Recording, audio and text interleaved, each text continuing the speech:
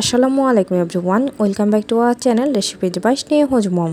So viewers, আজ আমি আপনাদের তৈরি করে দেখাবো সিলেটের ঐতিহ্যবাহী মুচমুচে ঝাল পিঠা।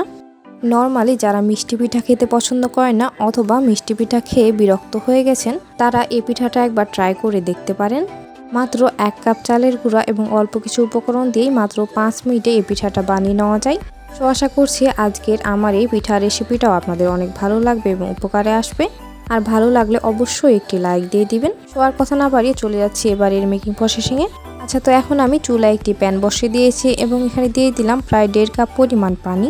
আর পানিটা আমি 2 বারে দিয়ে নিলাম আর কি। একটা গোটা কুচি করে নেওয়া পেঁয়াজ এবার আমি এখানে দিয়ে দিলাম।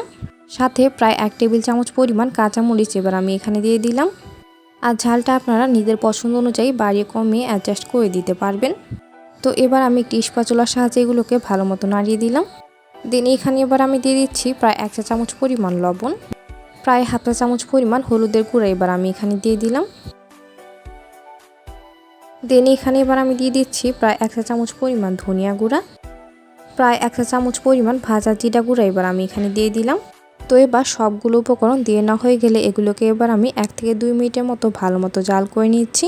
আর এর মাঝে পেঁয়াজটাও সুন্দরভাবে সেদ্ধ হয়ে আসবে। তো এবার এগুলোকে আমি ভালো মতো নাড়িয়ে চাড়িয়ে জাল করে নিয়েছি। আর এর মাঝে পানির মধ্যে বলকও চলে এসেছে।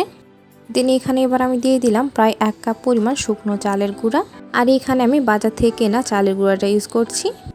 আচ্ছা, কারো হাতে কাছে যদি চালের গুঁড়া অ্যাভেলেবল না থাকে তবে আপনারা এখানে সুজি দিয়েও এই পিঠাটা বানিয়ে নিতে পারবেন। আর তাতেও পিঠার টেস্টে কোনো চেঞ্জ আসবে না এবং পিঠাটা কিন্তু ক্রিস্পি হবে। আচ্ছা, তো এখন আমি চুলাটা একেবারে বন্ধ করে দিয়েছি এবং চালের গুঁড়াটা ভালো মতো মিশিয়ে নিলাম। দেন এখানে এবার আমি প্রায় 1 টেবিল চামচ পরিমাণ পুদিনা পাতা কুচি এর মধ্যে দিয়ে দিলাম। আর এইটা লাস্টে দেওয়ার কারণে কি হবে, কালারটাও সুন্দর থাকবে এবং স্মেলটাও ভালো আসবে। আচ্ছা, আপনারা এখানে পুদিনা পাতার পরিবর্তে ধনিয়া পাতা ইউজ করতে পারবেন, তাতেও কোনো সমস্যা নেই।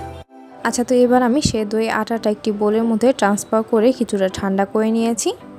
দেন এইটা ঠান্ডা হয়ে আসলে এটাকে এবার আমি ভালো মতো ময়ান দিয়ে নিচ্ছি। আর এটা হাতে এইরকমভাবে লেগে আসলে সামান্য পানি দিয়ে এটাকে ভালো মতো মাখিয়ে নিতে হবে। তো এই ডোটা আমি প্রায় 2 থেকে 3 মিনিটের মতো ভালো মতো মাখিয়ে নিয়েছি। আর এটা এবার আমার একদম ভালো মতো মাখিয়ে নেওয়া হয়ে গেছে। আর এই ডোটা অনেকটা এরকম আঠালো টাইপের হবে। তো এবার এই ডোটাকে এবার আমি প্রায় 2টা ভাগে ভাগ করে নিলাম। আর আমরা রুটি বানানোর জন্য ঠিক যেরকমভাবে বল বানিয়ে থাকি এটাকেও ঠিক সেই রকমভাবে 2টা বল বানিয়ে নিলাম। দেন এগুলো এবার বেলে নেওয়ার জন্য এখানে এবার আমি সামান্য চালের গুঁড়া ছিটিয়ে দিলাম। দেন তৈরি করে রাখা বলগুলো নিয়ে হাত দিয়ে প্রেস করে এটাকে ভালো মতো চ্যাপটা করে নিলাম। তো এখন আমি এটাকে একদম রুটির মতো করে বেলে নিচ্ছি। তো এই রুটিটা একদম গোল করে বেলে নেওয়া যাবে না, অনেকটা লম্বা টাইপের করেই বেলে নিতে হবে। আর এই রুটিটা একেবারে পাতলা করে ফেললে হবে না, একটু মোটা রেখেই বেলে নিতে হবে। তো রুটিটা এবার আমার একদম সুন্দরভাবে বেলে নেওয়া হয়ে গেছে। দেন এখানে এবার আমি একটি পিৎজা কাটা নিয়ে নিয়েছি। দেন এটা দিয়ে এবার আমি রুটিটা 2টা সাইড সুন্দরভাবে কেটে নিলাম। দেন সেমভাবে এবার আমি বাকি 2 সাইডও কেটে নিলাম।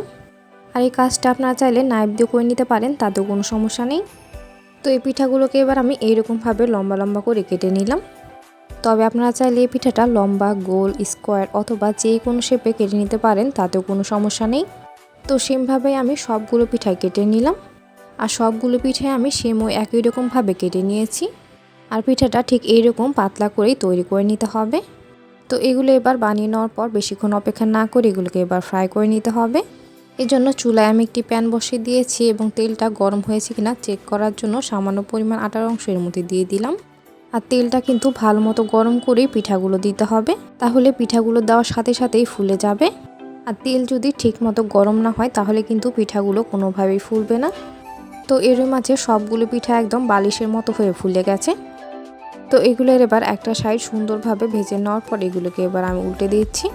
আর এই সময় চুলা আঁচটা একটু কম করে পিঠাগুলো উল্টিয়ে পাল্টিয়ে সুন্দরভাবে মুচমুচে করে ভেজে নিতে হবে। তো পিঠাগুলো এবার আমার একদম সুন্দরভাবে উল্টিয়ে পাল্টিয়ে ভেজে নেওয়া হয়ে গেছে। দেন এগুলোকে এবার আমি উঠিয়ে নিলাম। তো এগুলোকে উঠিয়ে অবশ্যই কয়েকবার ঝাঁকে এর মধ্যে এক্সট্রা তেলটা ভালো মতো ছাড়িয়ে নিতে হবে। আর চাইলে উঠিয়ে টিস্যু পেপারের উপর রাখতে পারেন, তাহলে এর মধ্যে এক্সট্রা তেলটা শোক করে নেবে। তো এবার আমি সেমভাবেই পরের পিঠাগুলো ভেজে নিচ্ছি। সো ভিউয়ার্স, আপনারা যারা এতক্ষণ পর্যন্ত আমার ভিডিওটি দেখছেন অথচ আমার চ্যানেলটি সাবস্ক্রাইব করেননি, তারা অবশ্যই আমার চ্যানেলটি সাবস্ক্রাইব করে দিবেন এবং পাশে থাকা বেল আইকনে ক্লিক করে দিবেন আমার পরবর্তী ভিডিও নোটিফিকেশন সবার আগে পেতে। আর যারা অলরেডি সাবস্ক্রাইব করে ফেলেছেন তাদের জানাচ্ছি অসংখ্য ধন্যবাদ। তো তো এই রুই মাছে এবার আমার বাকি পিঠাগুলো সুন্দরভাবে ভেজে নেওয়া হয়ে গেছে। তো এই রুই মাছে তৈরি হয়ে গেল অসম্ভব মজাদার সিলেটের ঐতিহ্যবাহী মুচমুচে ঝাল পিঠা। রেসিপিটি ভালো লাগলে বাসায় একবার অবশ্যই ট্রাই করবেন। আজকের মতো এখানেই বিদায় নিচ্ছি। সবাই সুস্থ থাকবেন, ভালো থাকবেন। এতক্ষণ সাথে থাকার জন্য অসংখ্য ধন্যবাদ। আল্লাহ হাফেজ।